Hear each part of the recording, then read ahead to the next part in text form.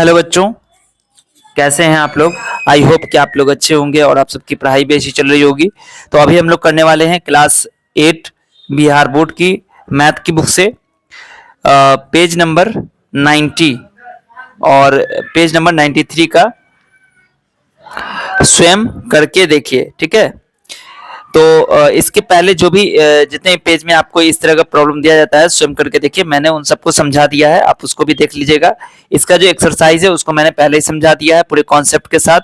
मैंने एक्सरसाइज को भी समझाया हुआ है और एक्सरसाइज से पहले जो कॉन्सेप्ट है, जो थ्योरी है, वो मैंने बताया हुआ है। ठीक है, देखो यहाँ पे कहते हैं क्या हम कह सकते हैं कि पूर्ण वर्ग संख्या में यदि n अंक हैं तो उसके वर्गमूल में n/2 अंक होंगे जब n बराबर सम हो।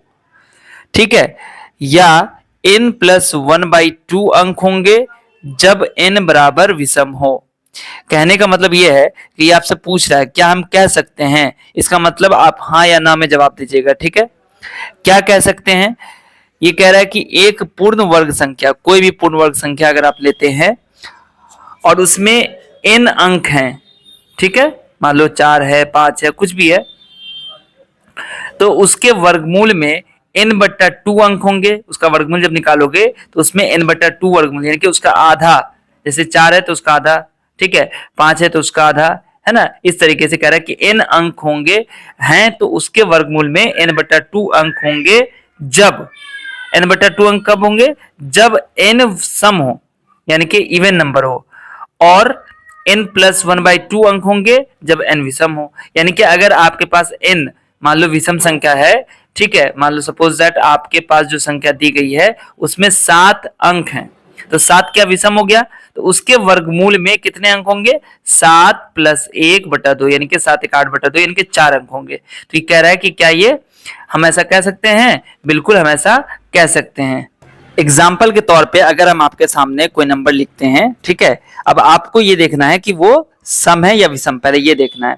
जैसे हमने एक पूर्ण वर्ग संख्या लिखी, जैसे कि 1 2 3 4 और 5, ये क्या है आपका पूर्ण वर्ग संख्या है। ठीक है, और एक हमने और पूर्ण वर्ग संख्या लिखी, जैसे कि हमने लिखा है सपोज दैट इसमें, तो इसको हम लोग एक दो एग्जांपल से समझते हैं। देखो इसमें कहने का यहाँ पे जो ये तात्पर्य है कि जैसे हमने यहाँ पे लिखा 1 2 3 2 1, ये एक क्या है, पूर्ण वर्ग संख्या है। ठीक है, और जब इसका स्क्वायर रूट निकालोगे तो ये आएगा आपका 1 1 1। ठीक है ना, तो बच्चों देखो यहाँ पर अंक कितने हैं, 1 2 3 4 5, यानी कि n बराबर हो गया 5। अब ये जो 5 है ये क्या है, सम है या विषम है, तो ये विषम है। तो अगर आपको ये देखना हो कि इसके वर्गमूल में कितनी संख्याएं होंगी, ठीक है, अभी तो आप देख के बताओगे 1 2 3 है ना, इसके वर्गमूल में 3 अंक होंगे। ठीक है, तो जब हमें ये नहीं पता हो, बिना इसके निकाले अगर हमको पता करना हो कि वर्गमूल में कितनी संख्या हो, तो कैसे करेंगे, 1 2 3 4 5। अब ये 5 हम देखेंगे कि विषम है कि सम है, क्योंकि यहाँ पर विषम है। अभी हम आपको सम संख्या का भी उदाहरण देंगे, लेकिन अभी थोड़ी देर के लिए इसको देखेंगे, तो ये क्या है, विषम है। तो जब विषम संख्या होगी तो क्या कह रहा था कि n+1/2, यानी कि इसमें वर्गमूल में, इसके वर्गमूल में अंकों की संख्या कितनी होगी, n+1/2, यानी कि 5 + 1/2 यानी कि 6/2 यानी कि 3। तो इसके वर्गमूल में कितने अंक होंगे, 3। तो यहाँ पे देखो 3 है। एक और उदाहरण लेते हैं थोड़ा सा, 2 4 6 4 9, अगर इसका वर्गमूल निकालते हैं तो इसका वर्गमूल आप निकाल के चेक कीजिए और मैं आपको बताता हूं कि इसके वर्गमूल में कितने अंक होंगे। ठीक है, तो देखो 1 2 3 4 5, इसमें भी 5 है, तो 5 है तो क्या होगा, 5 + 1/2 हो जाएगा, यानी कि 6/2 यानी कि कितना हो जाएगा, 3। तो इसका मतलब ये हुआ कि जब इसका वर्गमूल निकालेंगे तो उसमें 3 अंक होंगे। अब आप वर्गमूल निकाल के देखिए तो इसका वर्गमूल आता है 157। ठीक है ना, आप चेक कर लीजिएगा, 157 आएगा।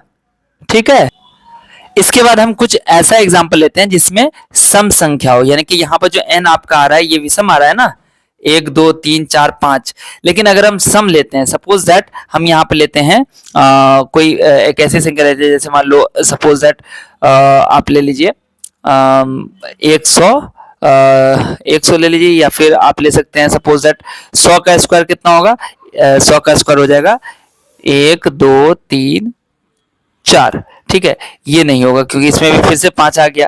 ठीक है, तो हम कुछ ऐसा एग्जाम्पल लेते हैं जैसे कि 2304 लेते हैं। ठीक है, अब इसका जब वर्गमूल निकालेंगे तो इसके वर्गमूल में कितने अंक होंगे, तो देखो यहाँ पे 1 2 3 4 है, तो 4 हो गया तो ये विषम हो गया ना, n बराबर 4, और 4 क्या है, सम हो गया, सॉरी n बराबर 4 यानी कि 4 सम हो गया। तो जब 4 सम हुआ तो हमने क्या देखा कि जब सम संख्या होगी तो उसके वर्गमूल में अंकों की संख्या हो जाएगी n/2, सीधा सीधी n/2 कर देंगे, यानी कि 4/2, यानी कि 2 आ जाएगा, 2 से 4 कट जाएगा 2 टाइम्स में, तो यानी कि इसका जब वर्गमूल निकालेंगे तो इसमें अंकों की संख्या 2 होगी।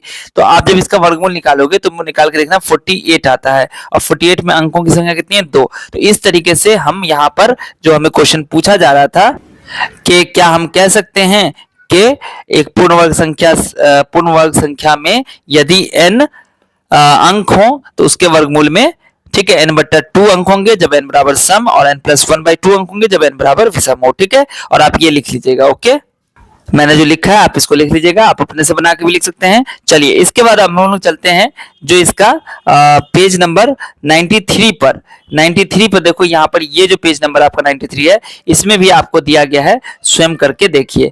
इसमें देखो वही चीज है, निम्नलिखित संख्याओं को बिना गणना किए वर्गमूल में अंकों की कुल संख्या ज्ञात कीजिए। अभी मैंने आपको बताया ना कि बिना इसके वर्गमूल निकाले हुए आप कैसे बताएंगे कि उसके वर्गमूल में कितने अंक होंगे। ठीक है ना, मैंने आपको तरीका बताया कि अगर अंक जो है वो सम संख्या में हो तो आप क्या कीजिएगा, n/2 कर दीजिएगा, मतलब आधा कर दीजिएगा, और अगर विषम संख्या में हो तो उन सारी संख्या में एक जोड़ के तब आधा कीजिएगा, यानी कि n+1/2 कीजिएगा। ठीक है, अब यहाँ पर आप देख सकते हो कि इसमें क्या हो सकता है, आप लोग ध्यान से देखो इसको तो आपको पता चल जाएगा। यहाँ पर देखो, पहला जो क्वेश्चन आपका दिया गया है उसमें है 19,600, तो देखो 1 2 3 4 5, अंक क्या है, 5, यानी कि विषम है या सम है, विषम है। तो विषम रहेगा तो क्या करते हैं, n+1/2 करते हैं, यानी कि 5 + 1 6, 6/2 यानी कि 3। तो इसमें अंकों की संख्या, इसके वर्गमूल में अंकों की संख्या कितनी होगी, 3 होगी। उसी तरीके से 1 2 3 4 5 6 7 8 9 10, टोटल 10 हो गया, यानी कि सम संख्या हो गई। तो 10 का आधा क्या हो जाएगा, 5, यानी कि इसके वर्गमूल में अंकों की कुल संख्या कितनी हो जाएगी, 5। 1 2 3 4 5 6 7, टोटल 7 है, यानी कि विषम संख्या में आ गया, 7 है ना, तो इसका मतलब कि इस संख्या में अंक कितने हो गए, 7। तो जब विषम रहता है तो क्या करते हैं, n+1, यानी कि अंकों की संख्या में एक जोड़ के आधा करते हैं, तो टोटल 7 है इसमें, तो एक जोड़ देंगे तो 8 हो जाएगा, 8/2 यानी कि 4। आप इसको ऐसे बना सकते हो कि इसके ऊपर एक बार दे देना, ऐसे देखो कैसे बनाना है, 19,600 है। ठीक है, तो यहाँ पर एक बार दे देना, यहाँ एक बार देना, और एक इधर बार दे देना, तो 1 2 3 कितने हो गए, अंकों की संख्या 3 हो जाएगी। इसके बाद जो भी नंबर आपके पास दिया गया, जैसे 64 और 1 2 3 4 5 6 7, ठीक है, 8 9 10, ठीक है, टोटल आपको कितना अंक है, तो इसमें देखो 1 2 3 4 5 6, ठीक है। तो यहाँ पर क्या हो जाएगा, जो अंकों की, सॉरी यहाँ पे क्या है, आपको इधर ये इतना ज्यादा जीरो नहीं दिया हुआ था, इस तरीके से दिया हुआ है 1 2 3 4 5, यानी कि यहाँ पर जो वर्गमूल में अंकों की संख्या हो जाएगी 5। तो इस तरीके से भी आप निकाल सकते हो। ठीक है, अगर आपके पास अंक ऐसे दिया, आप बस जोड़ा लगा देना है, ठीक है, ग्रुप बना देना।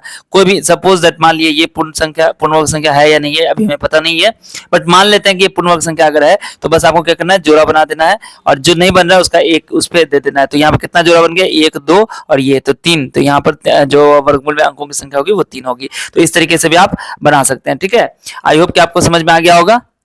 फिर भी अगर कोई दिक्कत रह गई है आप मुझे कमेंट से करके बता दीजिएगा। ठीक है, यहाँ पर वही सब चीज समझाया हुआ है। ठीक है, एग्जांपल देके भी समझाया हुआ है। जैसे यहाँ पर 576 है, तो यहाँ देखो जोड़ा बना दिया, इसका एक पेयर, इसका तो 2 हो गया है ना। यहाँ पर इसमें देखो 2 जोड़ा बन रहा था, यहाँ पर 2, तो 3 अंक हो या 4 अंक हो, टोटल कितना है, दोनों में 2 2 अंक है। तो 3 में 1 जोड़ेंगे 4 हो जाएगा, 4 का आधा 2 हो जाएगा, और 4 है तो 4/4। ठीक है, बात समझ में आ गई। चलिए, तो इस तरीके से हमारा जो ये था पेज नंबर 93 मैंने समझा दिया है। और इसके बाद जो इसका एग्जाम्पल वगैरह है, या कोई भी अगर आपको नहीं समझ में आ रहा है तो वो मुझे कमेंट करके बताइएगा। हालांकि 5.2 जो है इसमें वो मैंने समझा दिया, पहले ही ऑलरेडी बना दिया वीडियो, बहुत दिन पहले बनाया था। ठीक है, आप लोग सब उसको देखे जाइए, प्लेलिस्ट में लिंक आपको मिल जाएगा, वहां पर जाके देखिए। और उसके बाद कोई आपको अगर क्वेश्चन है तो वो पूछिए। और फिर चैप्टर 6 अगर आपको कुछ स्वयं करके देखिए, ये वैसे तो मैं बनाऊंगा ही, लेकिन अगर आपको जरूरी अगर कोई सेपरेट पेज का है, कोई स्पेसिफिक पेज का, तो कमेंट करके जरूर बताइएगा। और किस सब्जेक्ट से रिलेटेड आपको क्वेश्चन आंसर या फिर नोट्स चाहिए वो भी आप मुझे बता सकते हैं। ठीक है, शर्त यही यही है कि वो कम से कम जो है आपके बच्चों की तादाद इतनी हो कि मुझे एक मोटिवेशन मिले कि नहीं भाई बच्चे ज्यादा बच्चे चाह रहे हैं तो इसलिए मुझे जो है वो बनाना पड़े, ठीक है। और इस वीडियो को अपने दोस्तों के साथ शेयर कर दीजिएगा। मिलता हूँ फिर आपसे अगली वीडियो में, तब तक आप सब अपना ध्यान रखें। वीडियो देखने के लिए आप सभी बच्चों का बहुत बहुत शुक्रिया।